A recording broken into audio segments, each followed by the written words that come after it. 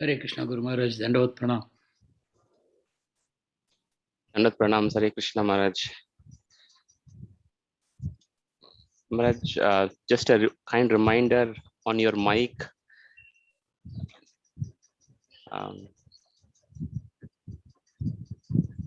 Hare Krishna. Hare Krishna, Maharaj, Dandavat Pranam. Maharaj, I hope the mic is with you. Yeah. Thank you, Maharaj. We can hear you. Thank you, Hare Krishna.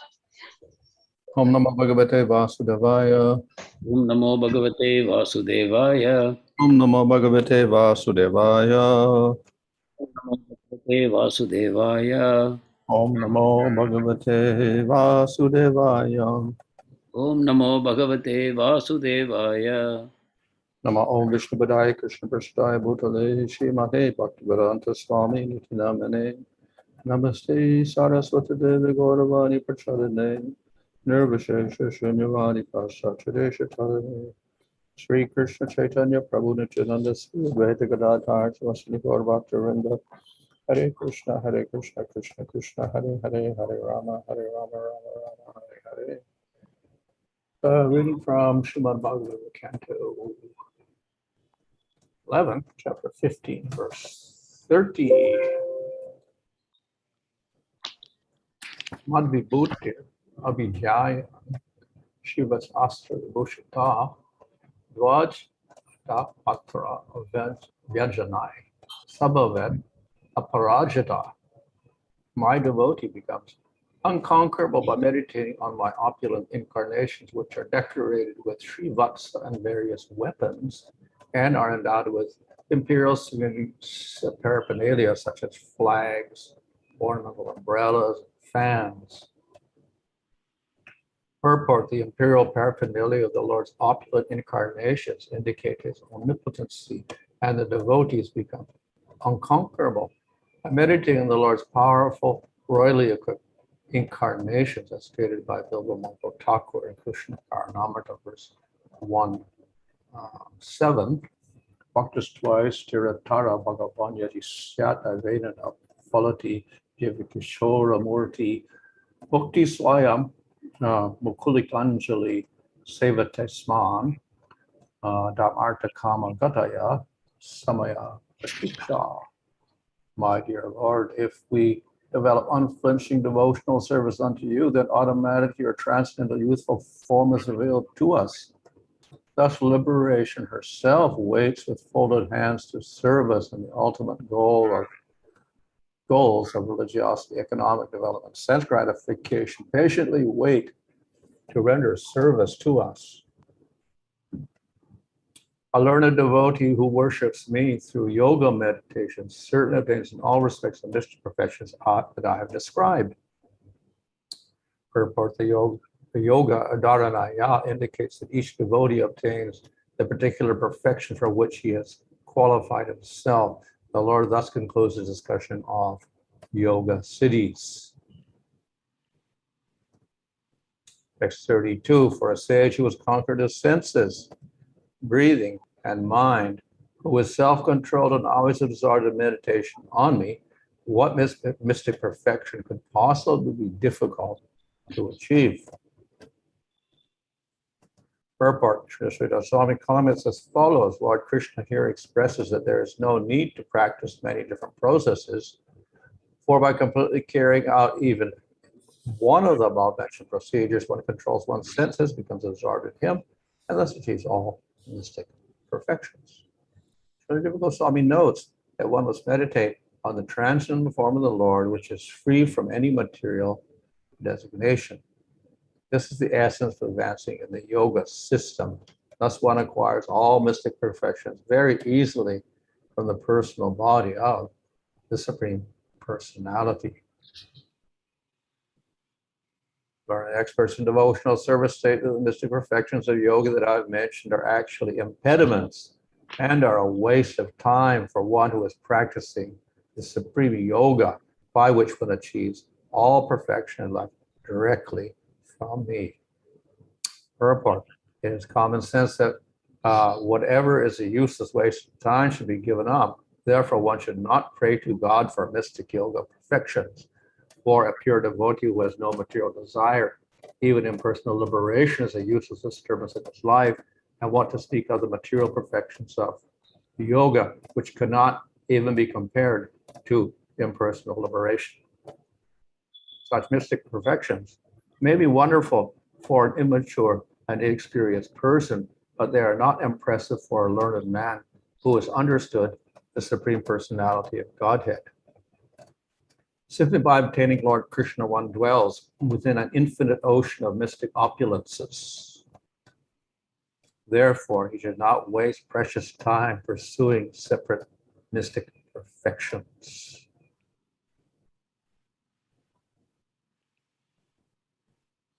Okay, so here we have a whole list of the list is finished, and the conclusion here we see that one, in order to get perfections, one should concentrate on the Supreme Lord. சித்திகளை பற்றிய முழுமையான பட்டியல் இதோடு முடிவடைகிறது. இந்த சித்திகளை பெற வேண்டும் என்றால் ஒருவர் பகவானின் மேல் தியானம் செய்ய வேண்டும் என்ற தீர்மானம் தெரிவிக்கப்படுகிறது. So one may do yoga, but then one should meditate on the Lord, and then one will get all sorts of perfections. ஒருவர் யோக பயிற்சி செய்யலாம், அதே சமயம் பகவான் மீது தனது மனதை குவித்து தியானம் செய்ய வேண்டும். அப்பொழுது அவர் சித்திகளை அடைகிறார். So the emphasis here is on the Supreme Lord. எனவே இங்கு பரமபுருஷ பகவான் மேல்தான் வலியுறுத்தப்படுகிறது. If we look at the Yoga Sutras, there's mention of the Lord, but the emphasis is not so prominent as we see here. யோக சூத்திரங்களிலும் பகவான் பேசப்படுகிறார், ஆனால் இந்த அளவு அழுத்தம் திருத்தமாக அங்கு பேசப்படுவதில்லை. However, the basic principle is that nothing can be achieved without some devotion to the Lord. அடிப்படை கொள்கை என்னவென்றால் பகவான் மீது ஏதோ விதத்தில் பக்தி செய்யாமல் எந்த விதமான சித்திகளையும் அடைய முடியாது. So whether it is karma yoga, jnana yoga, or ashtanga yoga, there must be some element of bhakti there in order for that process to succeed. கர்ம யோகமோ ஞான யோகமோ அஷ்டாங்க யோகமோ எந்த வழிமுறையை பின்பற்றினாலும் பகவான் மீது பக்தி என்பது செய்யப்படாவிட்டால் அந்த வழிமுறை வெற்றி பெறாது. And thus, in all these processes, there is always an inclusion of worship of the Lord. இந்த அனைத்து வழிமுறைகளிலும் பகவானுடைய பக்தியானது சேர்ந்தே பேசப்படுகிறது. At the same time, the majority of the activities are pointed towards other goals such as Svargaloko or liberation or cities. ஆனாலும் இந்த வழிமுறைகளில் அதில் உள்ள செயல்பாடுகள் அனைத்தும் வேறு இலக்கையே, அதாவது சொர்க்கத்தையோ சித்திகளையோ குறிப்பாக கொண்டு அவை செய்யப்படுகின்றன. And therefore, we don't label this as pure bhakti. எனவே இவற்றை நாம் தூய பக்தி என்று அழைப்பதில்லை. Those who are absorbed in these activities for material goals, though they may worship the Lord, they do so without such great devotion. இதில் ஆழ்ந்திருக்கக்கூடியவர்களுக்கு பௌதிகமான இலக்குகள் இருக்கின்றன. எனவே அவர்கள் பக்தியை செய்யும் பொழுதும் கூட அதில் ஆழ்ந்து செய்வதில்லை. But even that type of mixed devotion is enough that the Lord will help them get their material goals. ஆனால் அத்தகைய கலப்படமான பக்திகள் கூட பகவானை திருப்திப்படுத்துகிறது. அது அவர்களுடைய இலக்கை அடைவதற்கு போதுமானதாகிறது. But in this, after describing all of these cities and how to get the cities, then it states that the one can get them through bhakti. Actually, the devotee is not foolish, so he rejects them all. ஆனால் இங்கு சித்திகளை பற்றிய பட்டியலும் அவற்றை அடையும் வழியையும் பற்றி விளக்கமாக கூறிய பிறகு இறுதியாக இவை தேவையில்லை, நேரத்தின் வீணாக்குவதே இதன் பயன் என்று நமக்கு கூறப்படுகிறது. So they are considered to be a waste of time. இவை அனைத்தும் முழுமையான கால விரயமே ஆகும். And that is because they don't give the highest goal. ஏனென்றால் இவை மிக உன்னதமான பலனை தருவதில்லை. For people that aren't interested in the highest goal, of course, they're not a waste of time because they get what they desire. யாருக்கு இத்தகைய உன்னதமான இலக்கு இல்லையோ அவர்கள் இதை கால விரயமாக கருதுவதில்லை. ஏனென்றால் அவர்கள் இதை ஆசைப்படுகிறார்களோ அதை அவர்கள் அடைகிறார்கள். But the Supreme Lord and Scripture is also interested in trying to encourage us to attain the highest goal. ஆனால் பகவானும் சாஸ்திரங்களும் நம்மை மிக உன்னதமான இலக்கை அடைவதற்காகவே உற்சாகமூட்டுகின்றன. So to become attached to these secondary goals becomes a waste of time, distraction. எனவே இரண்டாம் தரமான இலக்குகளை கொண்டு நாம் செயல்படும் பொழுது அது காலவிரயமாகிறது, நம்முடைய கவனம் சிதறி போகிறது. So in order to get the highest goal, we have to have conviction in that highest goal. உன்னத இலக்கை அடைய வேண்டும் என்றால் அதன் மேல் நமக்கு தீர்மானமான உறுதி இருக்க வேண்டும். That may take a long time to develop that conviction. அத்தகைய தீர்மானத்தை, உறுதியை பெறுவதற்கு காலம் பிடிக்கலாம். And thus, the attaining the Lord, getting prema, and performing bhakti is rare because of that. பகவானை அடைவது, பிரேமத்தை அடைவது, பக்தி செய்வது என்பதெல்லாம் அபூர்வமாக ஆகிறது இதன் காரணமாக. At the same time, once we get the faith, then the process is called easy. ஆனால் எப்பொழுது நமக்கு அந்த நம்பிக்கை உண்டாகிறதோ அதன் பிறகு இந்த வழிமுறை சுலபமானதாக கூறப்படுகிறது. So therefore the main effort is in trying to develop that faith. எனவே நமது முக்கியமான முயற்சி அந்த நம்பிக்கையை வளர்த்துக் கொள்வதே ஆகும். But of course, we don't put our own effort into that because we don't have any faith and we don't have any goal in that direction. ஆனால் இதிலும் நாம் எந்த விதமான முயற்சியும் செய்வதில்லை, ஏனென்றால் நமக்கு அதில் நம்பிக்கை இல்லாத பொழுது நாம் எதற்காக முயற்சி செய்ய போகிறோம்? And therefore, the only way we can develop is by the mercy of devotees. எனவேதான் இந்த நம்பிக்கையை வளர்த்துக் கொள்வதற்கு இருக்கக்கூடிய ஒரே வழி பக்தர்களுடைய கருணைதான். So that is why the mercy of devotees, the preaching of the devotee is very important for the people of the world. எனவேதான் பக்தர்களின் கருணையும் பக்தர்களின் பிரச்சாரமும் இந்த பௌதிக உலகத்தில் இருக்கக்கூடிய மக்களுக்கு மிக முக்கியமானதாக ஆகிறது. Now the goal of preaching is to attain that prema. பிரச்சாரத்தின் நோக்கம் பிரேமையை அடைவதாகும். And the first step is at least get the people to become interested in and have faith in that particular goal. இதன் முதல் படி மக்களுக்கு இதில் ஆர்வமும் நம்பிக்கையும் உண்டாகுமாறு செய்வதே ஆகும். So the nature of bhakti is that by exposure one becomes attracted to it. So this is the initial process that the devotees have for engaging people. பக்தியின் இயல்பு என்னவென்றால் யார் அதன் தாக்கத்தை பெறுவாரோ அவர் அதில் ஆர்வத்தை பெறுகிறார். எனவே ஒரு பக்தருடைய முயற்சி இந்த வழியிலேயே அமைகிறது. Once they've developed a little taste and attraction, then they can reveal the philosophy and the whole process of bhakti.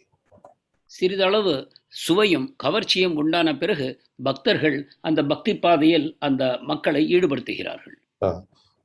So the devotee has these two types of effort. பக்தர் இந்த இரு வகையான முயற்சிகளை செய்கிறார். So one, of course, is once he's got the knowledge, he likes to give the knowledge, but he should give the knowledge to people who have faith. ஒன்று, பக்தருக்கு அந்த அறிவு கிடைத்த பிறகு அதை மக்களுக்கு தர விரும்புகிறார், ஆனால் அதை நம்பிக்கையுள்ள மக்களுக்கே தர வேண்டி இருக்கிறது. And the other effort is to instill faith somehow or other in all the other people that don't have faith. இரண்டாவது முயற்சியாவது யாரிடம் அந்த நம்பிக்கையே இல்லையோ அவருக்கு அந்த நம்பிக்கையை ஊட்டுவது. So in one sense, the technique is slightly different. Maharaj? The technique is slightly different. ஒரு விதத்தில் இவர்களுடன் பக்தர் பின்பற்றக்கூடிய வழிமுறை மாறுபாடு அடைகிறது. In one, we are directly preaching to people. ஒன்றில் நாம் நேரடியாக பிரச்சாரம் செய்கிறோம். The other is also sankirtan, but we're not preaching in the direct sense. இரண்டாவதும் சங்கீர்த்தனம் தான், ஆனால் நேரடியான பிரச்சாரம் இல்லை. But that is also preaching. ஆனால் அதுவும் பிரச்சாரம் தான். So if people simply hear the name of Krishna, that is also preaching. பகவானது புனித நாமத்தை மக்களை கேட்க செய்யும் பொழுது அதுவும் பிரச்சாரம் தான். So we have these two types of preaching. இவ்வாறு இரண்டு வகையான பிரச்சாரங்கள் இருக்கின்றன. And both are necessary. இரண்டும் தேவையானவை. So we cannot criticize one and say, well, this is not so direct, this is indirect, because it is necessary for some people who don't have faith. எனவே ஒன்றில் நாம் குறை காணக்கூடாது, இது நேரடியானதல்ல, மறைமுகமானது என்று. ஏனென்றால் மக்களுக்கு இந்த இரண்டும் தேவைப்படுகின்றன. To others we can preach directly. மற்றவர்களுக்கு, நம்பிக்கையுள்ளவர்களுக்கு நாம் நேரடியாக பிரச்சாரம் செய்கிறோம்.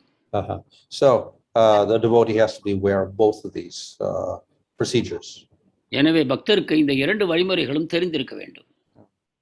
Now, as a preacher, the devotee develops knowledge, and with that knowledge, then he distributes that knowledge. பிரச்சாரம் செய்யும் பொழுது பக்தர் அந்த ஞானத்தை முதலில் பெறுகிறார், அதை பிறருக்கு வழங்குகிறார். But that knowledge cannot be separated from his practice of bhakti and his realization. ஆனால் இந்த அறிவை ஒருவருடைய பக்தி பயிற்சியிலிருந்தும் அவருடைய சொந்த புரிதலிலிருந்தும் பிரித்து பார்க்க முடியாது. In other words, the goal is not to just to give knowledge to people. Ultimately, the goal is to have them develop their bhakti. இன்னொரு விதத்தில் பார்ப்போமானால் பக்தருடைய நோக்கம் மக்களுக்கு அந்த ஞானத்தை கொடுப்பது அல்ல, மாறாக அவர்களுக்கு பக்தியை தூண்டி விடுவதே ஆகும்.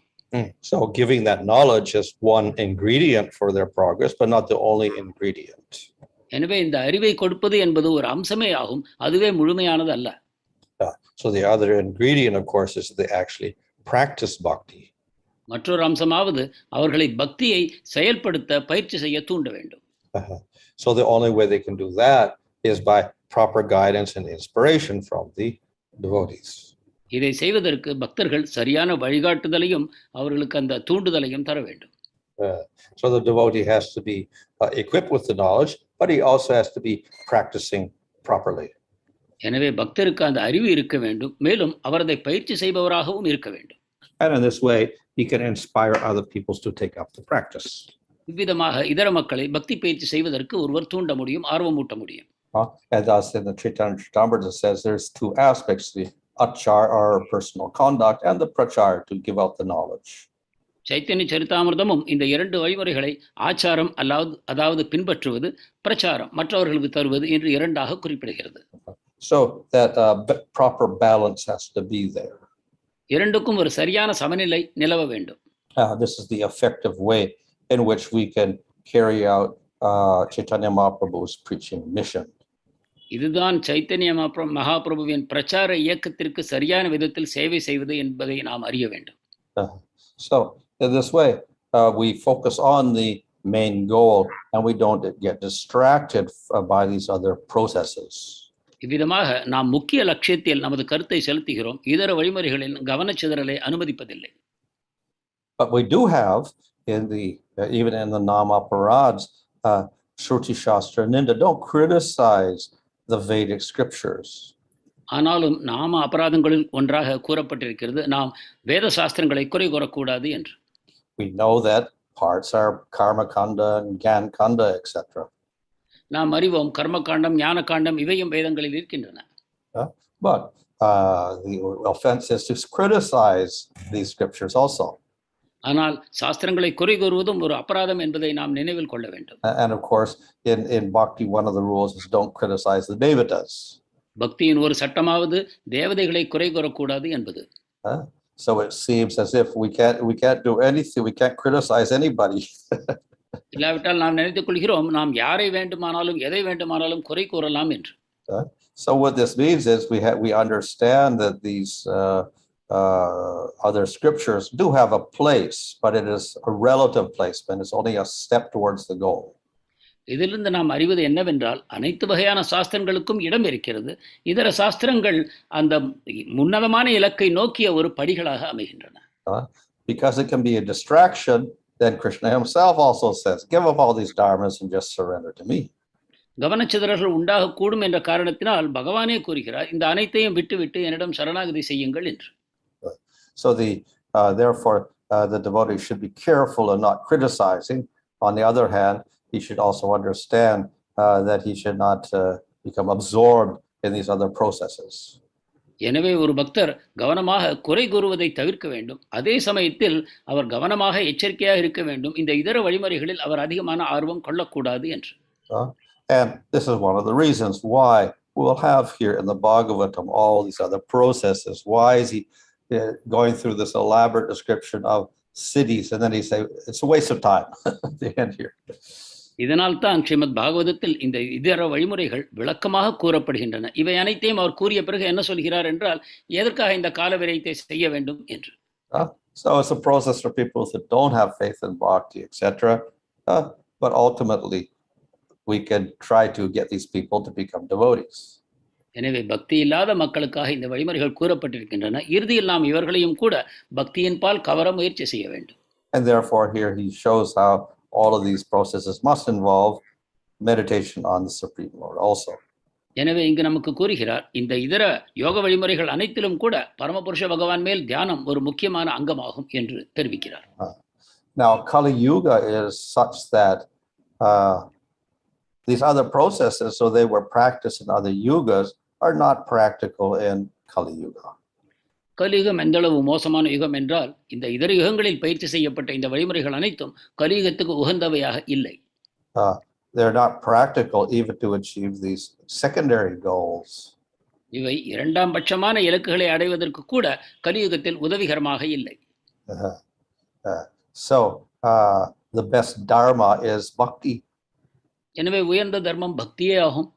The best jnana is bhakti. மிகச்சிறந்த ஞானமும் பக்தியே. The best yoga is bhakti. மிகச்சிறந்த யோகமும் கூட பக்தி தான். So if you want to go to Svargaloka, best is you worship Krishna.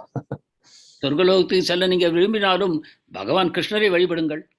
If you want mukti, worship Krishna. முக்தி வேண்டுமா, கிருஷ்ணரை வழிபடுங்கள். If you want yoga siddhis, worship Krishna. யோக சித்திகள் வேண்டுமா, கிருஷ்ணரை வணங்குங்கள். Of course, this is not pure bhakti. ஆனால் இது தூய பக்தி ஆகாது. And this is not the real ultimate goal. இது உண்மையான இறுதி லட்சியமும் அல்ல. But if people want these things, then they at least worship Krishna. ஆனால் இதை நாடக்கூடியவர்கள் குறைந்தபட்சமாக கிருஷ்ணரை வணங்க முடியும். Hopefully by that association with Krishna, they will also change and they will understand the highest goal, which is Krishna prema. இவ்வாறு கிருஷ்ணருடன் தொடர்ந்து சங்கம் செய்வதன் மூலமாக தங்களுடைய இறுதி இலக்கு கிருஷ்ண பிரேமை தான் என்பதை அவர்கள் அடைவார்கள் என்று நாம் நம்பலாம். And we can say that this is also a form of indirect preaching. எனவே நாம் இதுவும் ஒரு மறைமுகமான பிரச்சாரம் என்று எடுத்துக்கொள்ளலாம். If they're very, very attached to yoga, okay, let them do yoga. Let's follow this procedure. Meditate on Krishna also. அவர்கள் யோக வழிமுறையில் மிகவும் ஈடுபாடு கொண்டிருப்பார்களானால் பரவாயில்லை, அவர்கள் யோகத்தை செய்யட்டும். ஆனால் அதே சமயத்தில் பகவான் மேல் வழிபாடு செய்வது என்னக்கூடிய அங்கத்தையும் சரியாக செய்யட்டும். And eventually by that association with the meditation on the Lord, association with the devotees, then they can also become devotees. இவ்வாறு பகவான் மீது தியானம், பக்தர்களோட சங்கம் இவற்றை செய்வதன் மூலமாக இறுதியில் அவர்களும் பக்தர்கள் ஆவார்கள். But of course, easier is that if you really want siddhis, worship Krishna and you can get the siddhis. ஆனால் இறுதியில் பார்ப்போமானால் உன்னதமான வழிமுறை, நீங்கள் மிகச் சுலபமாக கிருஷ்ணன் மேல் பக்தி செய்யுங்கள், அதன் மூலமாக உங்கள் ஆசைகளை நிறைவேற்றிக் கொள்ளுங்கள். But that also is mixed bhakti, it's not pure. அதுவும் கலப்பட பக்தி தான், தூய்மையானதல்ல. But again, by association with devotees, they can become purified and practice pure bhakti. ஆனாலும் பக்தர்களுடைய சங்கத்தை தொடர்ந்து பெறுவதன் காரணமாக அவர்களும் படிப்படியாக தூய பக்தியை அடையலாம். Okay, so ultimately, yes, what Krishna says, give up all dharmas and surrender to me, that's the final step that everyone should take. இறுதியில் கிருஷ்ணர் கூறுவது அனைத்து தர்மங்களையும் விட்டுவிட்டு என்னிடம் சரணாகதி அடையுங்கள் என்று. இதுதான் அனைவரும் இறுதியில் அடைய வேண்டிய வழிமுறையாகும். But if they're not ready to take that final step, then they have to go through this other process and gradually give up these things. ஆனால் அந்த கடைசி படியை தாண்ட ஒருவருக்கு தயாராக இல்லை என்றால் அவர் இந்த இதர வழிமுறைகளை எல்லாம் பின்பற்றி இறுதியில் அந்த நிலையை அடைவார். So for these other people, therefore, these processes are mentioned. எனவே இத்தகைய பக்தர்களுக்காகத்தான் இந்த இதர வழிமுறைகள் பேசப்படுகின்றன. Hare Krishna. Thank you, Maharaj. Okay. Mahajano yeno gathasna panthas, which means follow the Mahajanas. We know that Goswamis like Rupa, Sanatan, Raghunath, they were very austere. So the question, Maharaj, is should a devotee renounce to that extent? Is it necessary to attain prema, or are there other means also? கோஸ்வாமிகள் மிக கடுமையான வாழ்க்கை முறைகளை மேற்கொண்டார்கள் என்பதை நாம் காண்கிறோம். பக்தர்கள் அனைவரும் இவ்வாறு செய்வது அவசியமா அல்லது வேறு வழிமுறைகள் இருக்கின்றனவா? So their austerity and renunciation was not the cause of their bhakti, rather it was the result of their bhakti. அவர்களது பக்திக்கு காரணம் அவர்களுடைய அந்த தபஸும் துறவும் அல்ல என்பதை புரிந்து கொள்ள வேண்டும். மாறாக அவர்கள் பக்தியின் விளைவாகத்தான் இந்த துறவும் இந்த தபஸும் உண்டாயின. So if one is a sannyasi or a renounced person, fine, practice bhakti with that renunciation. But if one is not, one is a grihastha, then also practice bhakti. எனவே ஒருவர் சன்னியாசியாக இருந்தால் அவர் துறவரத்துடன் சேர்த்து பக்தியை பயிற்சி செய்யலாம். ஆனால் கிரகஸ்தராக இருக்கும் பட்சத்தில் அவரும் பக்தியை செய்ய வேண்டும். So the Goswamis in Vrindavan were renounced and they're very famous for their literary works. But there were countless thousands and thousands of devotees in Bengal. They were all grihastas. எனவே கோஸ்வாமிகள் துறவு நிலையில் இருந்தார்கள், மிக கடுமையான தபசுகளை மேற்கொண்டார்கள், பலவிதமான இலக்கியங்களையும் எழுதினார்கள். ஆனால் அதே சமயத்தில் வங்காளத்தில் ஆயிரக்கணக்கான பக்தர்கள் இருந்தார்கள், அவர்கள் எல்லோரும் கிரகஸ்தர்களே. So in Lord Chaitanya's eyes, the ashrama or the varna is not important. எனவே சைத்தன்யரின் பார்வையில் ஆசிரமமோ வர்ணமோ முக்கியமில்லை. What is important is the practice of bhakti. முக்கியமானது அவர்கள் பக்தி செய்கிறார்களா என்பது மட்டும்தான். And one can gain perfection in any ashram. ஒருவர் எந்த ஆசிரமத்திலும் பூர்ணத்துவத்தை அடையலாம். So therefore it's not necessary there or as a major factor to have that renunciation. எனவே இத்தகைய துறவு பக்திக்கு மிக முக்கியம் என்பது தவறான கருத்து. On the order of Chaitanya Mahaprabhu, Nityananda Prabhu went on preaching from door to door. And from Chaitanya Charitamrita, we understand that we can give the holy name whoever we come across. So by indirect preaching, will we not commit offense? மகாபிரபுவின் ஆணையை ஏற்றுக்கொண்டு நித்யானந்த பிரபு ஒவ்வொரு வீடாக சென்று பிரச்சாரம் செய்தார். மகாபிரபுவும் அனைவருக்கும் இதை வழங்க வேண்டும் என்று கூறியிருக்கிறார். எனவே நாம் மறைமுகமான பயிற்சி செய்வது ஒரு அபராதமாகுமா? Well, yes, if we preach to the faithless, that's considered to be aparād. நம்பிக்கை இல்லாதவருக்கு பிரச்சாரம் செய்வது அபராதம். Of course, we see that that's what Haridas Ṭhākura and Nityananda did, and then they got attacked. Haridas தாக்கூரும் Nityananda பிரபுவும் நேரடியாக தாக்கப்பட்டார்கள். And then because they got attacked, there was great aparāda on the part of Jagaya Madai. இவ்வாறு தாக்கியதன் காரணமாக ஜகாயும் மதாயும் பெரிய அபராதத்தை இழைத்தார்கள். But ultimately, Lord Chaitanya came and gave them mercy. ஆனாலும் கூட கருணையின் விளைவாக சைத்தன்ய மகாபிரபு அவர்களை ஏற்றுக்கொண்டார். So yes, sometimes the devotees will do this, but we are also advised to be cautious, and therefore we do have this rule: don't preach to the faithless. எனவே சில சமயங்களில் பக்தர்கள் இதையும் செய்கிறார்கள், ஆனால் நாம் எச்சரிக்கப்படுகிறோம், கவனமாக இருங்கள், ஏனென்றால் இத்தகைய அபராதங்கள் உண்டாகலாம் என்பதன் காரணமாக. In other words, if there is a choice, then we will choose the people who have some faith, and we will preach to them. அதாவது நீங்கள் தேர்ந்தெடுக்க முடியும் என்றால் நம்பிக்கையுள்ள மக்களை தேர்ந்தெடுத்து பிரச்சாரம் செய்யலாம். And to the others, we can expose them to hearing the name at least. மற்றவர்களுக்கு புனித நாமத்தை கேட்பதற்கு வாய்ப்பை தரலாம். But if we encourage them to chant when they're not even qualified, then this becomes an aparād. ஆனால் தகுதியே இல்லாதவர்களை புனித நாமத்தை உச்சரிக்க தூண்டினால் அது அபராதமாகும்.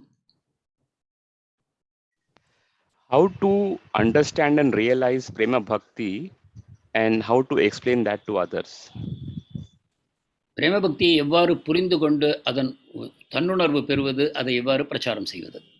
Well, to some degree through scriptures, we can understand its nature. ஓரளவுக்கு சாஸ்திரங்களின் மூலமாக பிரேமையின் இயல்பை நாம் அறியலாம். But we cannot really understand prema with a material mind. ஆனால் பௌதிக மனம் இருக்கும் வரை பிரேமையை நாம் முழுமையாக அறிய முடியாது.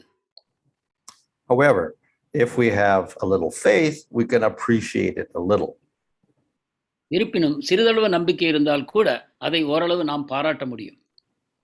If we develop more bhakti, we can understand a little more. பக்தி மேலும் வளரும் பொழுது பிரேமையை மேலும் புரிந்து கொள்கிறோம். But of course, we will never completely realize what it is until we attain it. ஆனால் பிரேமை என்ன என்பதை அதை நாம் அடையும் வரை முழுமையாக புரிந்து கொள்ள முடியாது. And that is so even in the material world. பௌதிக உலகத்திலும் இது பொருந்தக்கூடியதுதான். It requires an experience to understand something properly. அனுபவத்தின் மூலமாகத்தான் ஒரு விஷயத்தை நாம் இங்கும் புரிந்து கொள்கிறோம்.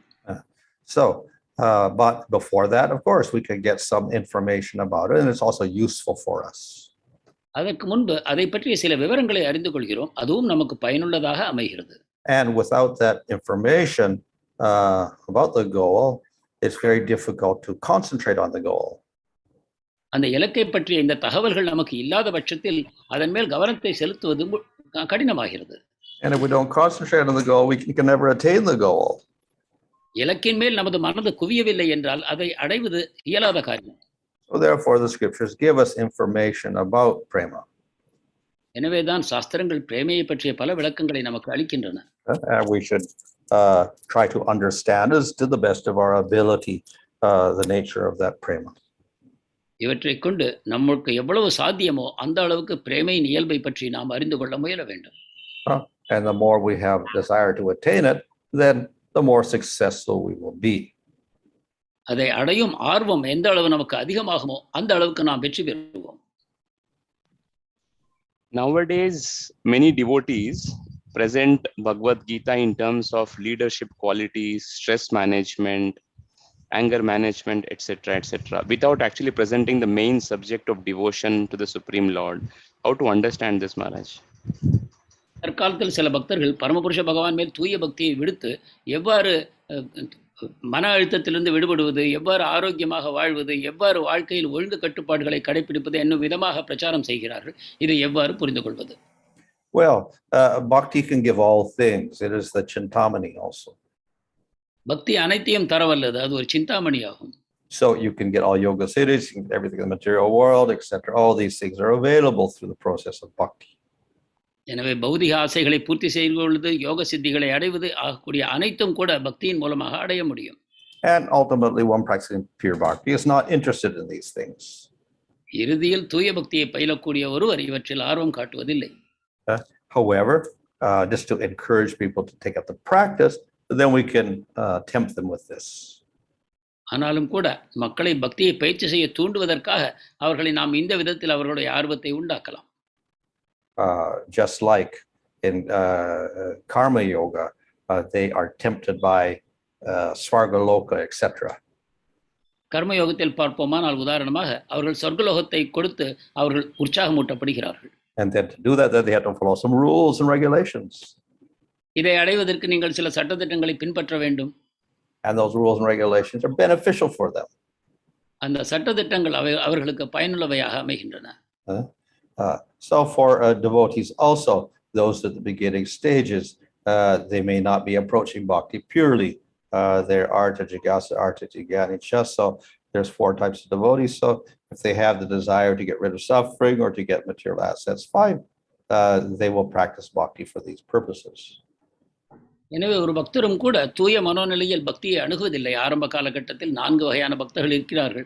அர்த்தார்த்தி என்னும்போது அவர்கள் துன்பத்திலிருந்து விடுபடுவதற்காக, வாழ்க்கை சுகங்களை அனுபவிப்பதற்காக அல்லது அதிகமான விவரங்களை அறிந்து கொள்வதற்காக இந்த பல விதங்களில் பக்தி செய்கிறார்கள்.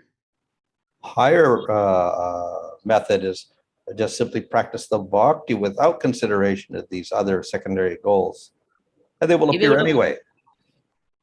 இதைவிட உன்னதமான வழிமுறை என்னவென்றால் இவை எதை பற்றியும் கவலைப்படாமல் தூய பக்தியை பயிற்சி செய்வது. இதன் மூலமாக அனைத்து விளைவுகளும் நமக்கு எப்படியும் கிடைக்கும். So here in this purport, one of the purports is quoting how from Kṛṣṇa-karṇāmṛta that bhukti and mukti are there like little servants eager to serve the devotee. இங்கு கிருஷ்ண-கர்ணாமிரதத்திலிருந்து ஒரு பாடல் தரப்படுகிறது. அது என்ன சொல்கிறது என்றால், ஒரு பக்தரிடம் புக்தியும் முக்தியும் கைகட்டி சேவகம் செய்ய தயாராக நிற்கின்றன என்று. But of course, the intelligent devotee does not want to engage them because it's a distraction. ஆனால் புத்திசாலியாக இருக்கக்கூடிய ஒரு பக்தர் அவர்களுடைய அந்த சேவையை ஏற்றுக்கொள்வதில்லை. ஏனென்றால் அவர் கவனச்சிதறலை தவிர்க்க விரும்புகிறார். Mahaprabhu mentions na dhanam na jannam na sundarim. However, some of these like dhanam are considered necessary for preaching also.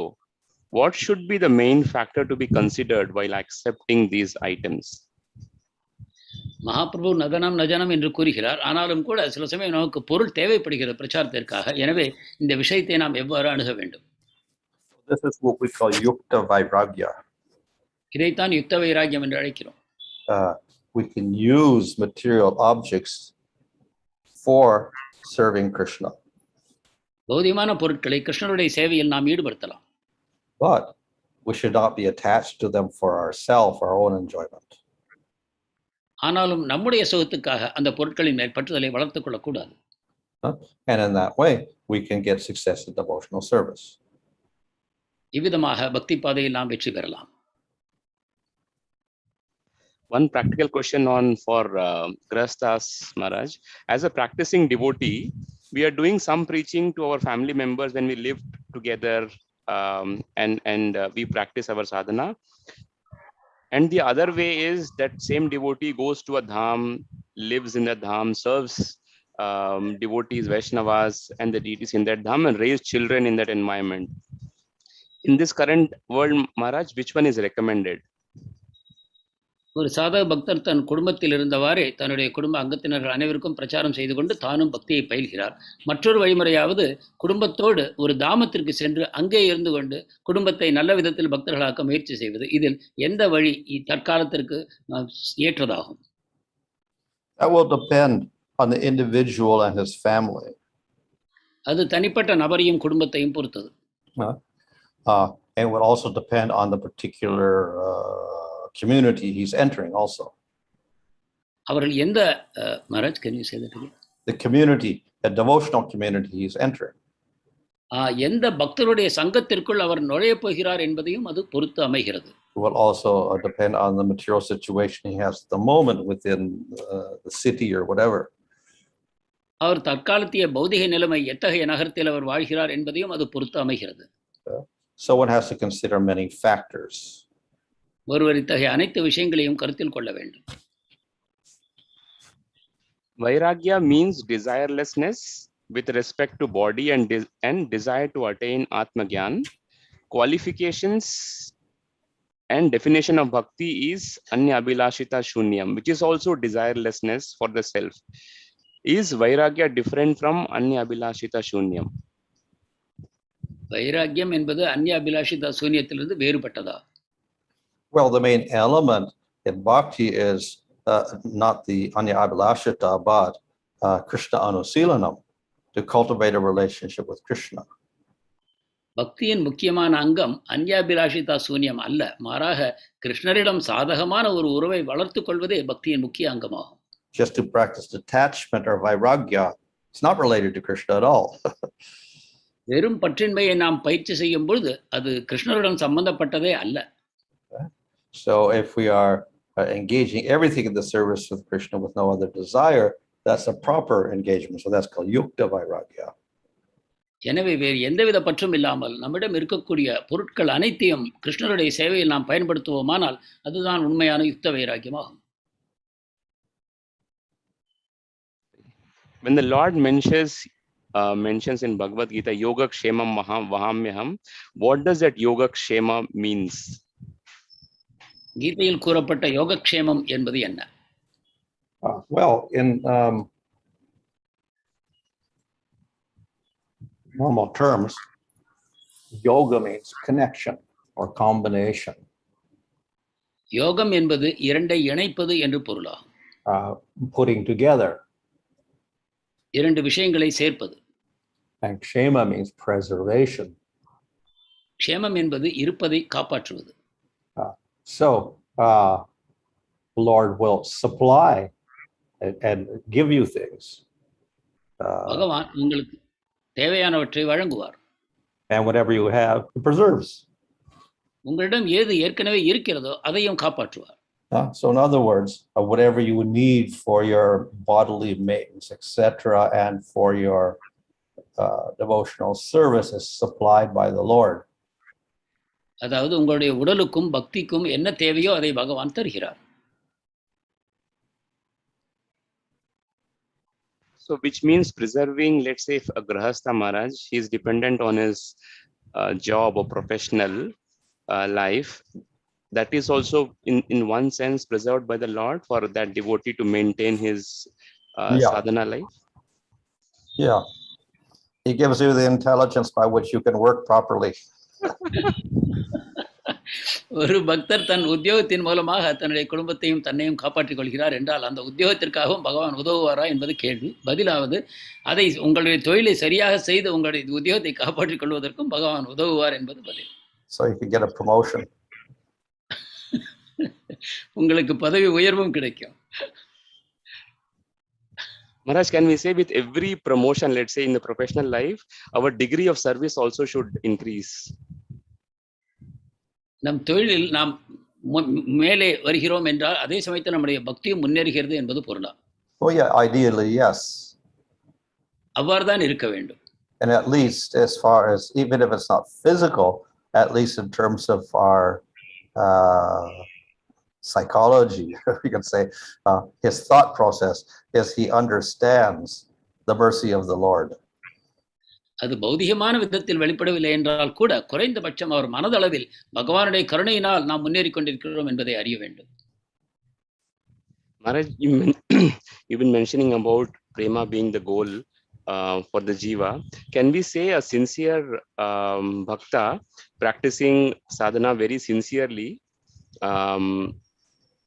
the more sincere the sadhana is, the more glorious is that love story between the jiva and Krishna it becomes. What's the question? I'm saying that, you know, the more endeavor the jiva puts in his sadhana, the glorious becomes his journey towards Krishna and his love story with Krishna to attain prema. I still don't understand the question. The more effort he puts, the better, the more he progresses. Is that what it means? And I'm saying, Maharaj, the more sincere a sadhaka is putting his efforts in doing his daily sadhana, like chanting, deity worship, and maintaining his family, the more sincerity it is there, you know, on his endeavor, the more glorious the devotee becomes in his journey towards Krishna.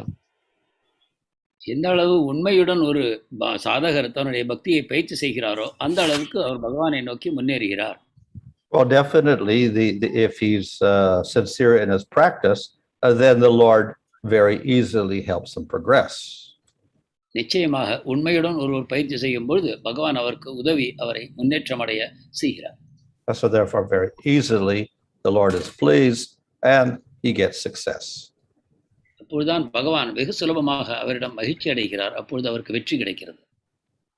Maharaj, sometimes we also hear between devotees sometimes say that, you know, I will read Bhagavad Gita 5 times or maybe more than that before I actually start preaching. Is that the right way of looking at it, or preaching can be started even if you are not a perfect, in the sense, having perfect knowledge? சில பக்தர்கள் பகவத்கீதையை 5 முறையாவது படித்த பிறகுதான் பிரச்சாரத்தை ஆரம்பிப்பேன் என்று கூறுகிறார்கள். இது சரியான அணுகுமுறையா அல்லது ஒருவர் இருக்கும் நிலையிலேயே பிரச்சாரத்தை தொடங்க வேண்டுமா? Well, it's also an individual capacity. இதுவும் தனிப்பட்டவருடைய சக்தியை பொறுத்தது.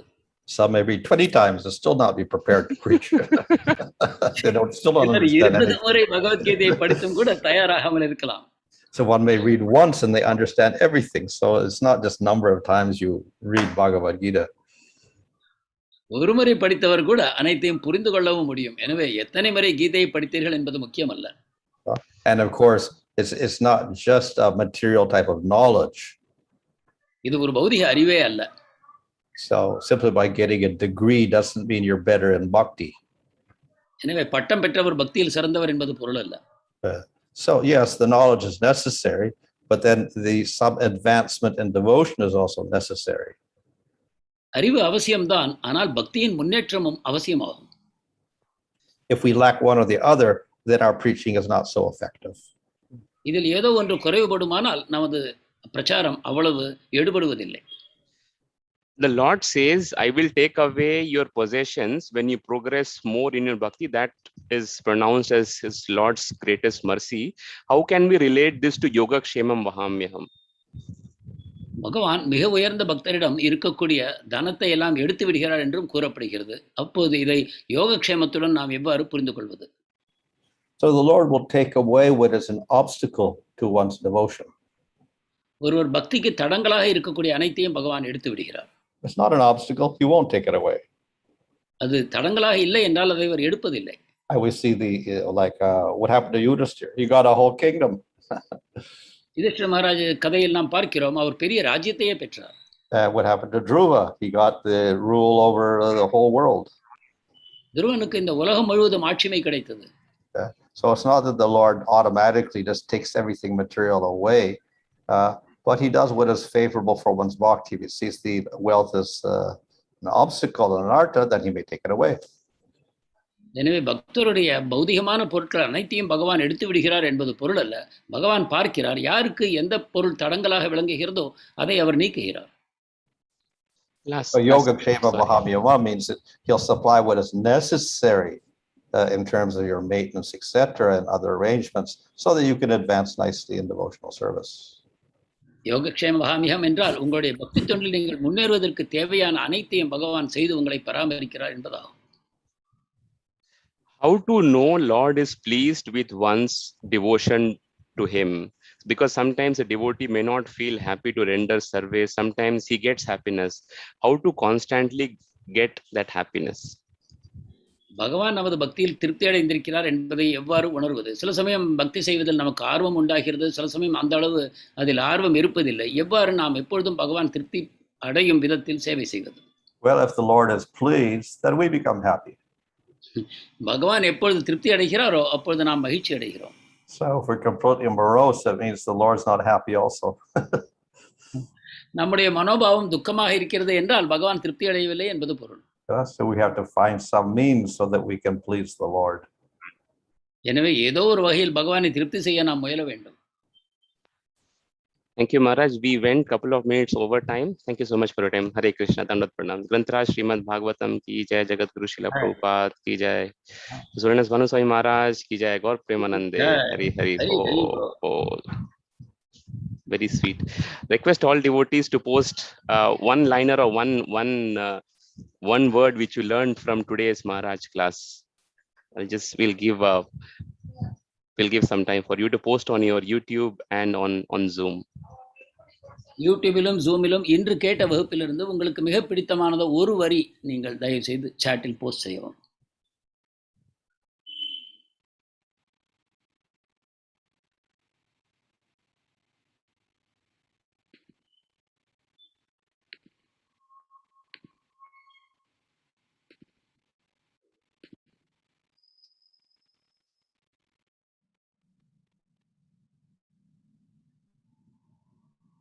This is a good one, I think. Srinivas Nitai Prabhu is saying Kṛṣṇa-karṇāmṛta.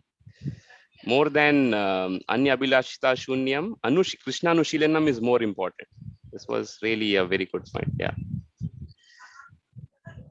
அந்நியாபிலாஷிதா சூன்யம் என்பதை விடவும் கிருஷ்ண அனுசீலனம் என்பதே பக்திக்கு சரியான இலக்கணமாகும். Manohar Mayapur Prabhu says, main effort of the devotee should be to develop conviction on the highest goal. பக்தரின் முக்கியமான முயற்சி உன்னதமான இலக்கின் மேல் தீவிரமான நம்பிக்கையை வளர்த்துக் கொள்வதே ஆகும். Sumitra Prabhu says, when the Lord is pleased, devotee is pleased. Very true. பகவான் திருப்தி அடைந்தால் பக்தர் மகிழ்ச்சி அடைகிறார். Hare Krishna. Very sweet. Okay. All right. Today's attendance was little less than what we see generally. Like it goes on the Zoom 38 or 40, but today it was like within 30, so not sure. But I think in YouTube we had a good attendance. So request all to all of you to see if we can have larger number of Bhakti Vrisha leaders and members taking advantage of these Krishna Katha. இன்னும் அதிகமான அளவில் பக்தி விருக்ஷா தலைவர்களும் அங்கத்தினர்களும் இந்த நிகழ்ச்சியில் பங்கு பெற்று participation அதிகரிக்க வேண்டும் என்று நாங்கள் ஆசைப்படுகிறோம். இப்பொழுது யூடியூபில் அதிகமாகவும் ஜூமில் குறைவாகவும் காணப்படுகிறது. இன்னும் அதிகமாக சேர்ந்தால் நன்றாக இருக்கும். அனைவரும் பயன்பெறுவதற்கு வாய்ப்பாக அமையும். Pure devotion and not renunciation is the goal. Is another comment. தூய பக்தி தான் நமது லட்சியமாகும், துறவு அல்ல. Lord is so merciful. He is reaching out to all according to their level of realizations by Kalpana Gopal. பகவான் எந்த அளவு கருணை உள்ளவராக இருக்கிறார் என்றால் அவரவரது தகுதிக்கு ஏற்ற விதத்தில் பகவான் அவர்களை அணுகுகிறார். Thank you so much for your comments and feedback. That's very I think good reciprocation. Thank you so much. Hare Krishna. சாட்டில் போஸ்ட் செய்த அனைத்து பக்தர்களுக்கும் நன்றி. Ruparani Mataji says other yoga systems are waste of time except Bhakti Yoga. Very true. பக்தி யோகத்தை தவிர இதர யோக வழிமுறைகள் அனைத்தும் வீணானவை. Okay. All right. So I'll quickly get into the announcements. Today evening, we will continue with the glories of the holy name Katha. இன்று மாலை புனித நாம கதா தொடர்கிறது. And today will be by Sumita Krishna Prabhu on Harinam Diksha, Brahmanical initiation, and Holy and the holy name. Yeah.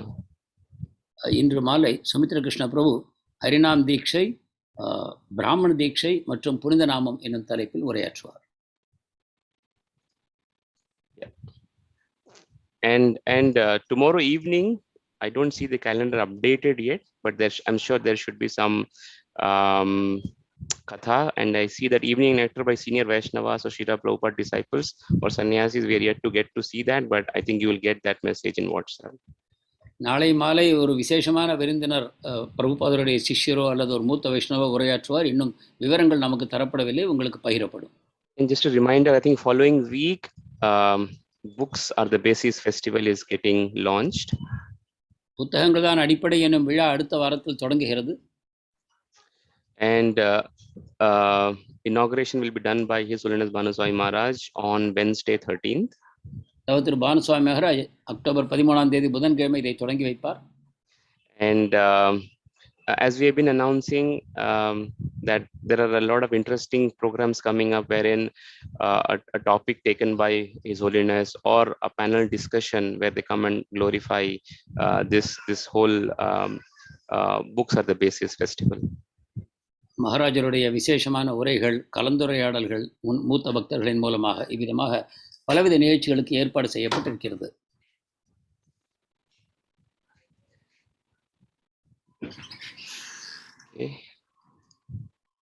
Okay. All right. As a regular practice, we'll chant Hare Krishna Maha Mantra thrice for the welfare of all the devotees. Hare Krishna Krishna Krishna Hare Hare, Hare Ram Ram Ram Hare Hare. Hare Krishna Krishna Krishna Hare Hare, Hare Ram Ram Ram Hare Hare. Hare Krishna Krishna Krishna Hare Hare, Hare Ram Ram Hare Hare. Jai. Vanchakalpatarubhya कृपा सिंधुभ्येव च पतितानां पावनेभ्यो वैष्णवेभ्यो नमो नमः. अनंत कोटि गौर भक्त वृंद की जय.